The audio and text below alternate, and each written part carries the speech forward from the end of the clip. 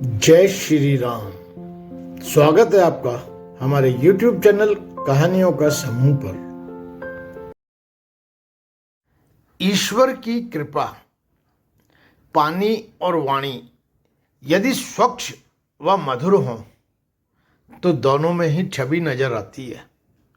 पानी स्वच्छ हो तो चित्र नजर आता है और वाणी मधुर हो तो चरित्र नजर आता है।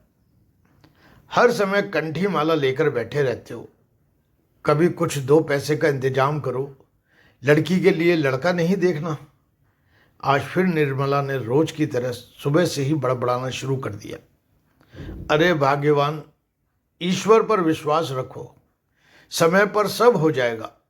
चौबे जी ने अपना गमछा संभालते हुए कहा, इन चरणों में जो भी आए उसका जन्म सफल हो जाए।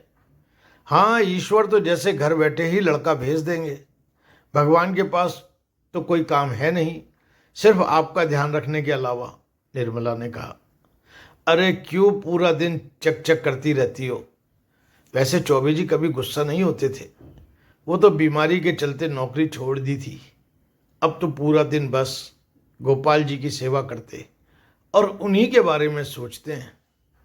तभी निर्मला जी फिर बोली, जयपुर वाली मौसी बता रही थी उनकी रिश्तेदारी में एक लड़का है, पर देखने तो तब जाओगे जब जेब में 1000-2000 रुपए होंगे। जो 100-200 रुपए बचते हैं उन्हें भी अपने दोस्तों को उधार दे देते हो। आज तक लौटाए हैं किसी दोस्त ने? आज तक अपन को कभी किसी चीज की कोई कमी हुई है? नहीं ना, आगे भी नहीं होगी ईश्वर की कृपा से। तुम तो मुझे भजन भी नहीं करने देती। भजन ही करना था तो शादी क्यों की? अब क्या वो बैठे बैठाए तुम्हारी लड़की की शादी भी कर जाएंगे? निर्मला जी फिर बोली, हाँ रहने दो बस। यह लो थैला पकड़ो और जाओ बाजार से रसोई के लिए सामान ले आओ। और हाँ, जिस लड़के के बारे में मैंने बात की है उसके बारे में जरा सोचना, परसों जाना है तुम्हें।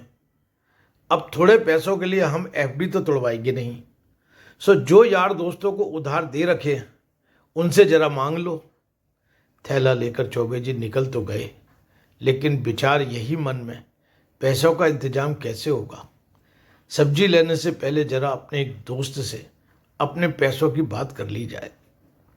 जिस दुकान में काम करता है वो भी पास ही है। मोहनलाल ने अपने मित्र को देखा तो तुरंत गले लगा लिया।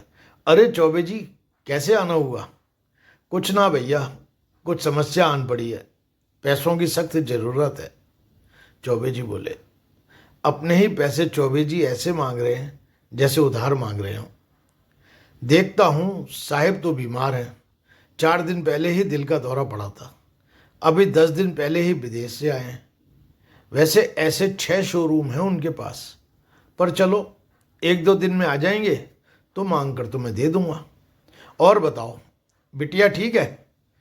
कैसा चल रहा है उसका योगा क्लास? बढ़िया चल रहा है, सुबह 5 बजे जाती है। अपनी कमाई से नई स्कूटी ले ली है, पूरा 5000 रुपये कमाती है। चौबे जी ने बड़े गर्व से कहा, सर्वगुण संपन्न है हमारी लाली। कैबिन से बाहर निकलते ही एक जगह नजर टिक गई।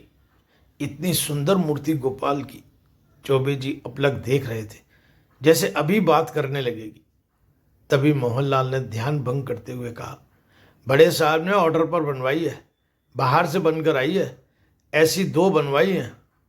रास्ते भर मूर्ति की छवि उनकी नज़रों में ओझल नहीं हो रही थी। काश वो मूर्ति उनके पास होती। भूल नहीं पा रहे हैं, काश अगर उनके पास होती, कैसे दिन भर निहारते रहते, क्या क्या सेवा करते। सोचते सोचते घर कब आया पता ही नहीं चला। लेकिन घर के सामने इतनी भीड़ क्यों है? यह गाड़ी किसकी है? यह गाड़ी तो काफ़ी महंगी लग रही है। अपने घर के दरवाजे में घुसने ही वाले थे कि थैला हाथ से छीनकर निर्मला जी मुस्कुराकर उनका स्वागत किया। कौन आया है? अंदर सूट बूट में एक आदमी बैठा है। चौबे जी को देखते ही वो हाथ जोड़कर खड़ा हो गया। राधे राधे, चौबे जी ने कहा। बैठिए, पर क्षमा कीजिए, मैंने आपको पहचाना नहीं। अरे आप कैसे पहचानोगे, हम पहली बार जो मिल रहे हैं। उन्होंने बड़ी शालीनता के साथ जवाब दिया। जी कहिए, मैं आपकी क्या सेवा कर सकता हूँ? दरअसल मैं आपसे कुछ मांगने आया हूँ। सीधा सीधा बताइए। चौबे जी सोच में पड़े थे, जाने क्या मांग ले। और इतने बड़े आदमी को मुझसे क्या चाहिए? आज से आज से 4 दिन पहले सुबह 5 बजे के करीब मैं शहर के लिए गया था। तभी उस दिन मेरे साथ एक दुर्घटना हुई। अचानक मुझे हार्ट अटैक आ गया। आसपास कोई नहीं था मदद के लिए, ना मैं कुछ बोल पा रहा था। तभी एक लड़की स्कूटी पर आती दिखी। मुझे सड़क पर पड़ा हुआ देखकर उसने अपनी स्कूटी रोकी। अकेली वो मुझे उठा नहीं सकती थी। फिर अपनी स्कूटी से दूर से दुकान पर जाकर एक आदमी को बुलाकर लाई। उसकी मदद से उसने मुझे अपनी स्कूटी पर बैठाया और मुझे हॉस्पिटल लेकर गई। अगर थोड़ी सी भी देर हो जाती, शायद मेरा अंत निश्चित था। वो लड़की कोई और नहीं, आपकी बेटी थी। उस आदमी ने हाथ जोड़ते हुए कहा, अगर आप लायक समझें तो मैं अपने बेटे के लिए आपकी बेटी का हाथ मांगता हूँ। चौबे जी सोच में पड़ गए कि कहाँ राजा भोज और कहाँ गंगू तेली। फिर हाथ जोड़ते हुए बोले, भाई साहब, ये तो आपका बड़कपन है जो आपने हमारी बेटी को इस लायक समझा।